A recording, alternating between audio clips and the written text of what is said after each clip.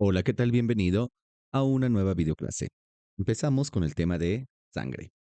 Bueno, para hablar del tema de sangre, tenemos que tomar en cuenta varios puntos. En esta primera videoclase lo que veremos es generalidades de sangre y veremos la parte de plasma sanguíneo. Recomendarte mucho que en este tema tengas mucho cuidado con todos los datos numéricos, que son donde más suele entrar datos de porcentajes, datos de concentraciones, que son muchas cosas que suelen entrar. ¿Estamos bien? Perfecto. Entonces, comencemos. Cuando hablamos de sangre, recordemos que la sangre es un tipo de tejido secundario. Al ser un tipo de tejido secundario,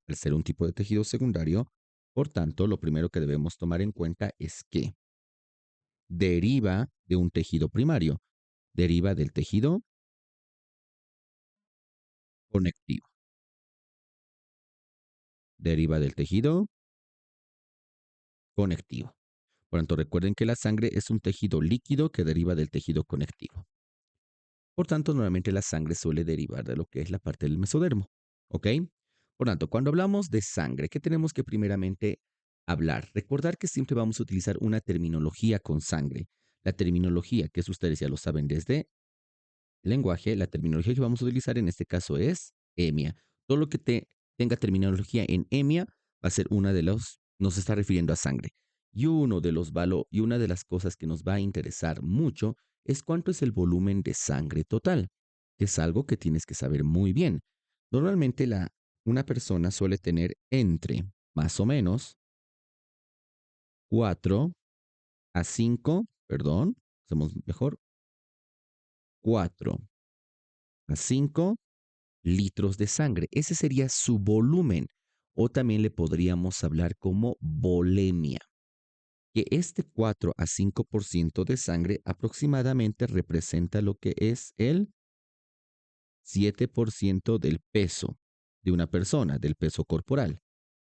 Ahora esto también lo podemos calcular por kilogramo, que podríamos decir que también y sería lo mismo que aproximadamente el volumen de sangre o la volemia es de 65 a 71 mililitros por kilogramo de peso. Por tanto, si una persona pesa aproximadamente 100 kilos, estaríamos hablando de que la persona tiene 6.500 ml. ¿Se dan cuenta? O sea, va así de esa manera. Nada más, entonces, estos son los primeros datos que deberías empezar a aprender, que son cosas sencillas. Ahora sí, vámonos con lo que va. Por tanto, antes de que me pase esto, recuerden, esto es el volumen. Le vamos a hablar como volemia. Terminación emia, sangre, volumen de sangre, me estaría diciendo en eso. Por tanto, ahí tenemos lo que es nuestros vasos. Estaríamos viendo lo que es un tubo de ensayo. ¿Ok? Este tubo de ensayo, le pondríamos sangre. Lo ponemos por partes. Digamos que, tomando en cuenta esto, aquí estaríamos viendo un ciento y aquí estaríamos viendo el 100%. Y aquí aproximadamente sería el 50%. Por tanto, ahí está cada uno de los datos que deberíamos tomar. ¿Ok? Por tanto, digamos que a una persona le sacamos sangre, lo llevamos a una centrifugadora que le va a hacer dar vueltas entre 6.000 a 7.000 vueltas por minuto aproximadamente, entre 4.000 a 7.000 vueltas por minuto, donde este proceso va a hacer que la gravedad se acelere y lo más pesado de la sangre se vaya para el fondo. Y estaríamos viendo esto, que sería todo esto que se está yendo para el fondo, que sería lo más pesado. Y normalmente lo más pesado, ¿qué es? Lo más pesado son células. Lo más pesado en la sangre son las células, quienes serían los glóbulos rojos, los, los glóbulos blancos y las plaquetas, que serían las células que más vamos a ir viendo. A todas estas células las vamos a conocer con el nombre de elementos formes.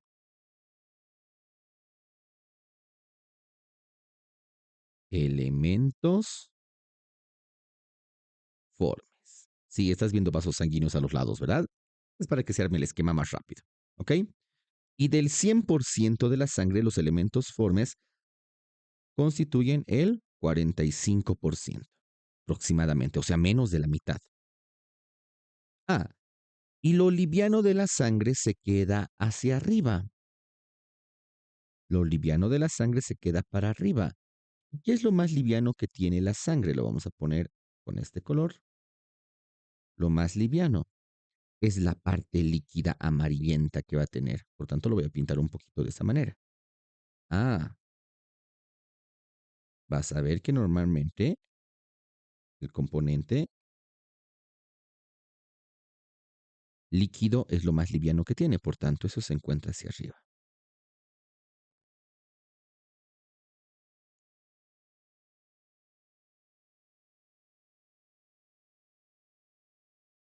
Líquido. Por tanto, este componente líquido que está suspendido en la parte superior lo vamos a conocer como el plasma sanguíneo. El famoso plasma sanguíneo, donde el plasma sanguíneo, al ser la parte líquida, representa el restante 55% que falta. Por tanto, la sangre está conformada un 45% por elementos formes, o sea, por células, y un 55% es plasma sanguíneo, el famoso plasma sanguíneo. Tomando en cuenta eso, hay que ver que el plasma sanguíneo tiene un volumen.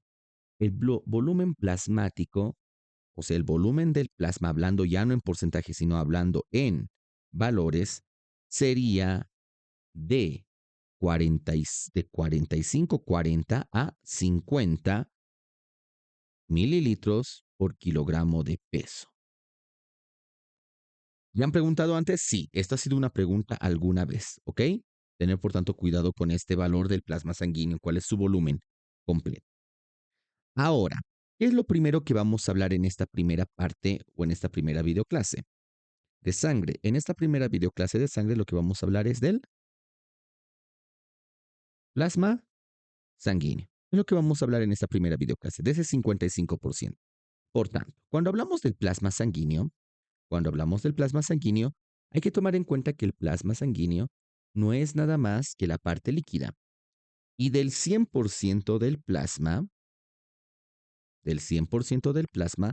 aproximadamente el 91% está formado por agua.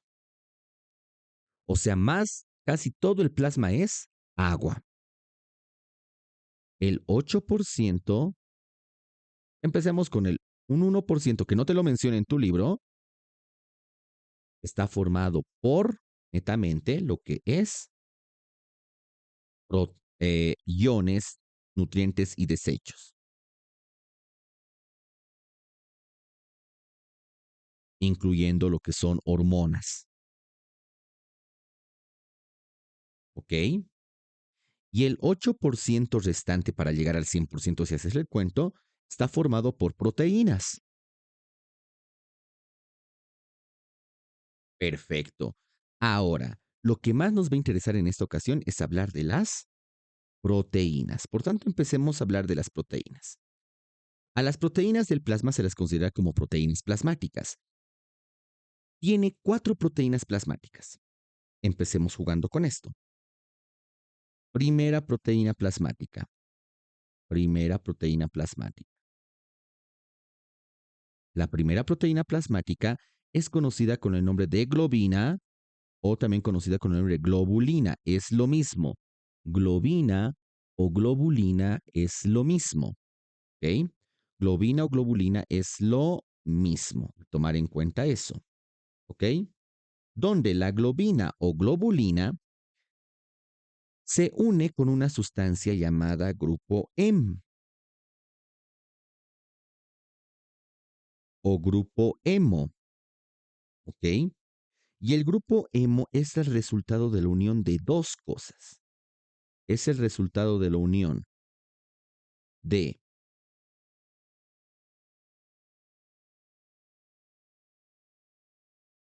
hierro en estado ferroso y un pigmento amarillo llamado bilirrubina. La bilirrubina. Por tanto, tomar en cuenta eso. ¿Qué pasa? El ferroso se une con la bilirrubina. Al unirse los dos posteriormente, dan origen al grupo hemo. Por tanto, el hemo es el resultado de la unión del hierro más la bilirrubina. El grupo hemo se une o se fusiona con las globulinas, en total 4 globulinas, ¿ok? Y van a formar algo conocido con el nombre de hemoglobina, que tú lo conoces desde el tema 1. Desde el tema 2, que es el pigmento de las células sanguíneas, sobre todo de los glóbulos rojos, es el pigmento de la sangre. Por tanto, la hemoglobina no es la formación de globina más hemo, más lo que es bilir, y el hemo se forma hierro más bilirrubina. Tomar en cuenta acá, siempre que tú veas esto, hay una patología que pasa un problemita. Digamos que disminuye el hierro. Lo vamos a poner todo con un color medio verduzco. Listo. Digamos que disminuye el hierro. Automáticamente, si disminuye el hierro, afectaría directamente al grupo hemo y también disminuiría.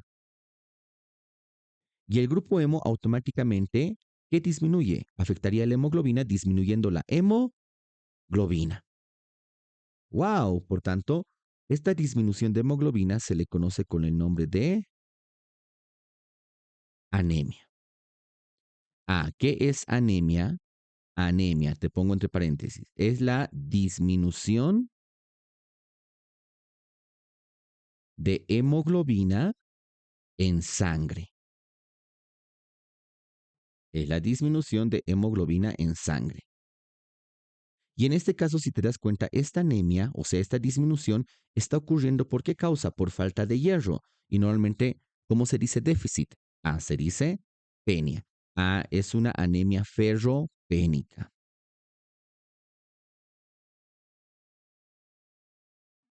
En este caso, me está diciendo que tengo una disminución de hemoglobina en la sangre por deficiencia de hierro. Eso me está diciendo eso.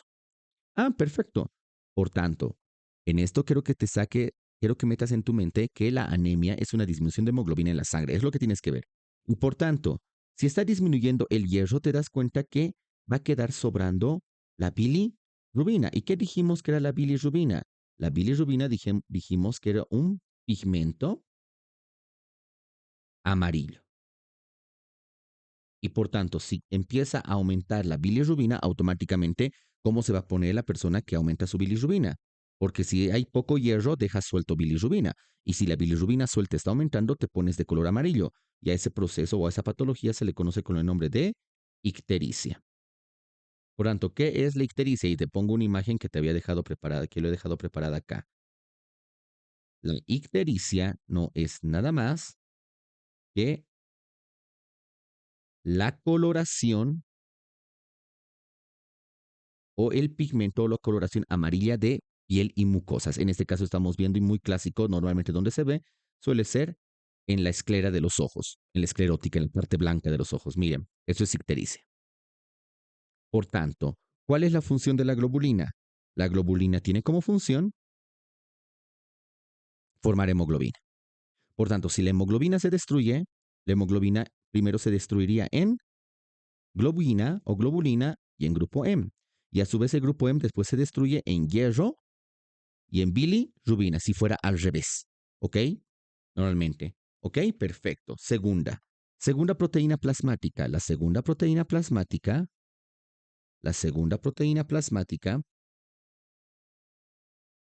no es nada más ni nada menos que alguien conocido con el nombre de, lo vamos a poner a este lado, la segunda proteína plasmática no es nada menos que alguien conocido con el nombre de albúmina.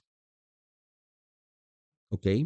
La albúmina tiene mucho que ver con el agua. ¿Ok? Tiene mucho que ver con el agua. ¿A qué te refieres con esto? Pues empezamos a jugar. Normalmente, el agua tiene una propiedad muy interesante y eso te va a ayudar a entender muy bien esto. Digamos que tengo agua, moléculas de agua,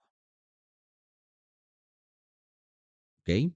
El agua tiende a salir, siempre va a querer salir de sus recipientes.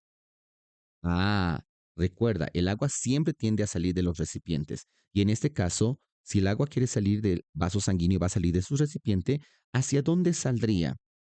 Hacia un espacio fuera de los vasos sanguíneos, que más o menos es así.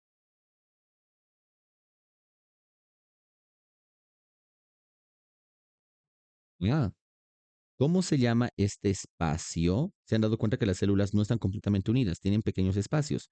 ¿Cómo se llaman este espacio que hay entre célula y célula fuera de los vasos sanguíneos? Ese espacio que existe entre célula y célula fuera de los vasos sanguíneos se le conoce como espacio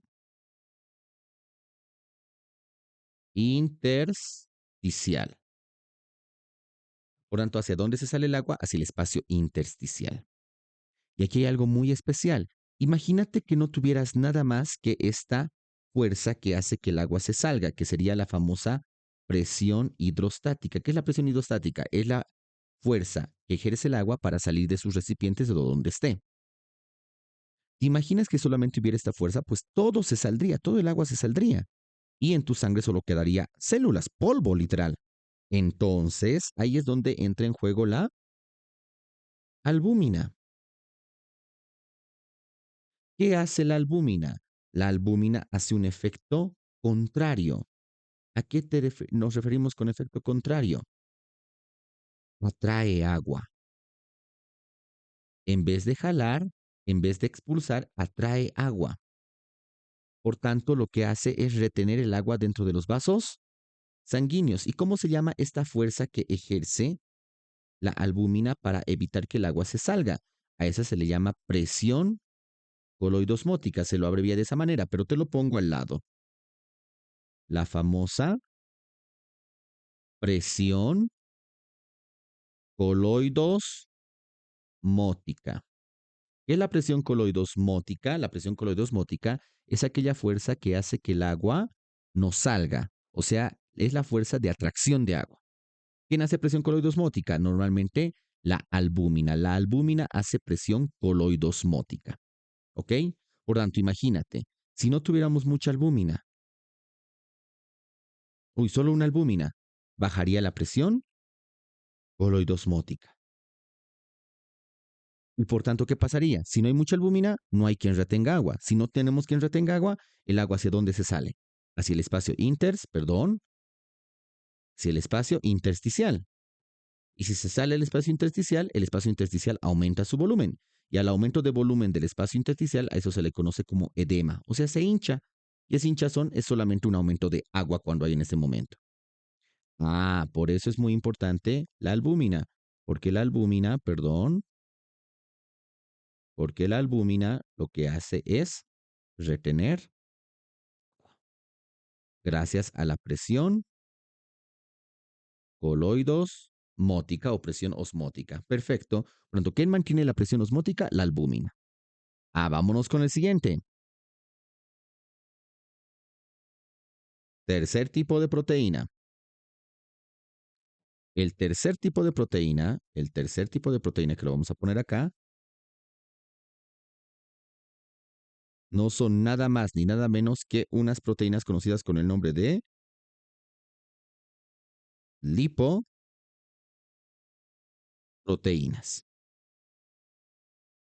De las lipoproteínas solamente quiero que te acuerdes de la palabra lipo.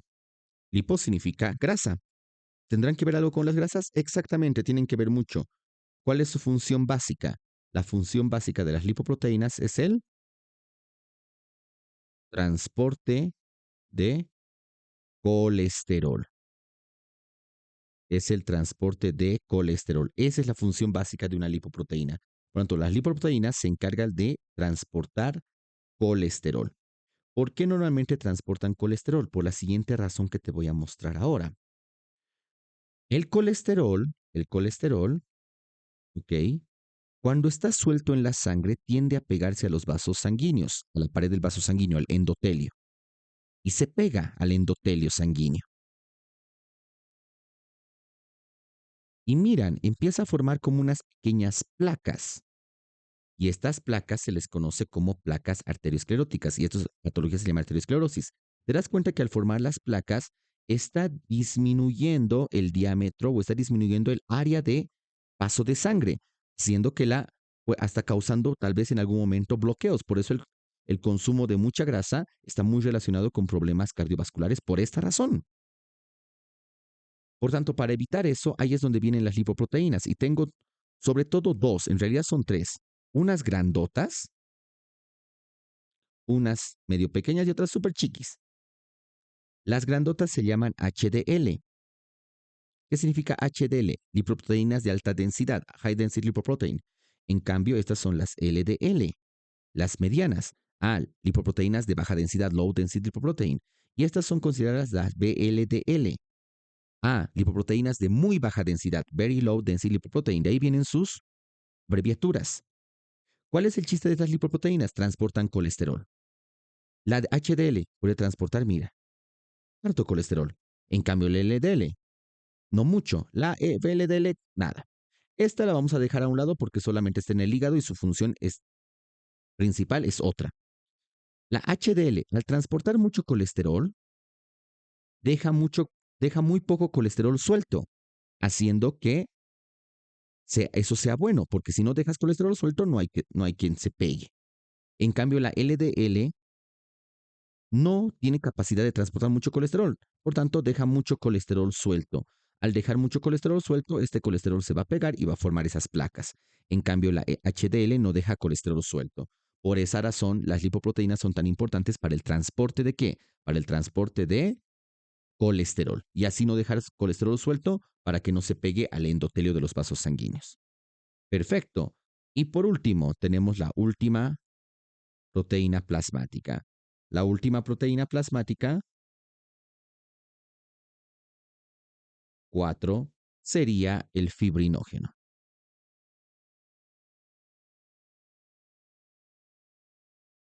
Cuando hablamos del fibrinógeno, recuerda, la palabra geno viene de Génesis, fibrinógeno, creador de fibrina. Pero, ¿qué tiene que ver esto con esto? Van a ver que esto es súper sencillito. Ahí estamos. El vaso sanguíneo. ¿Qué dijimos? El fibrinógeno, su principal función es sintetizar o crear. A partir del fibrinógeno, se crea un pequeño filamento llamado fibrina. ¿Ok? Por lo tanto, ¿cuál es la función del fibrinógeno? Crear fibrina. ¿Para qué sirve la fibrina?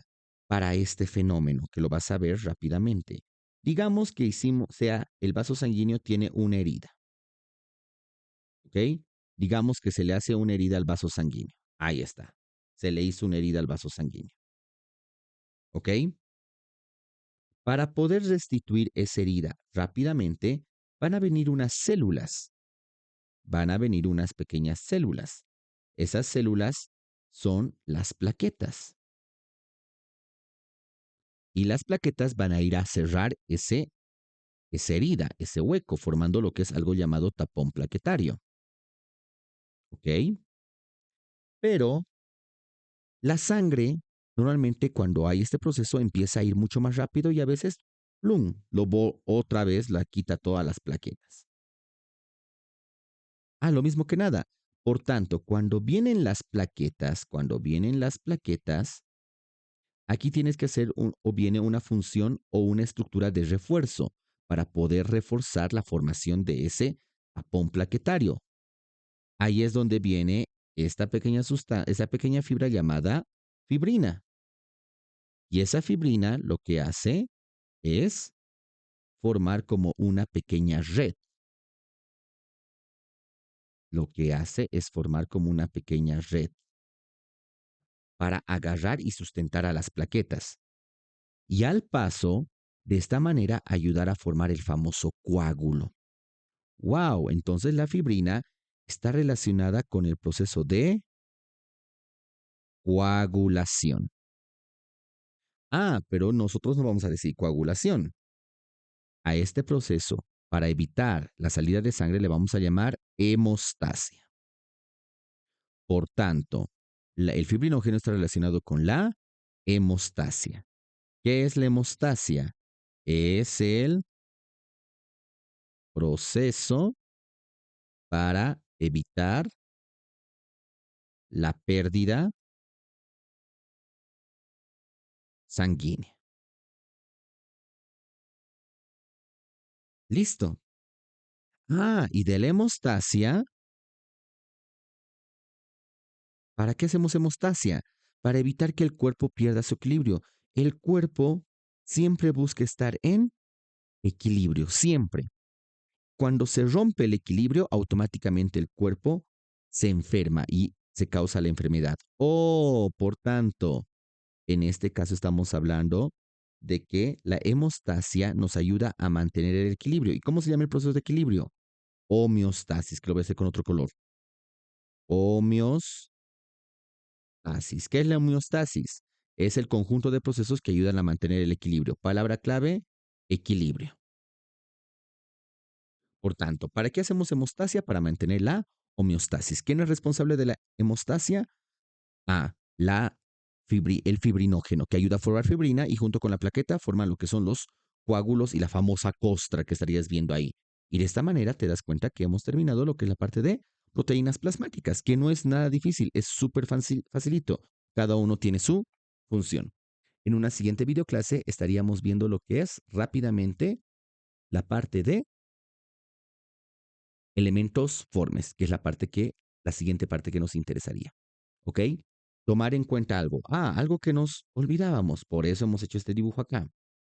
Todas estas proteínas son sintetizadas en el hígado. Todas estas proteínas son sintetizadas en el hígado. Por tanto, el hígado sintetiza tanto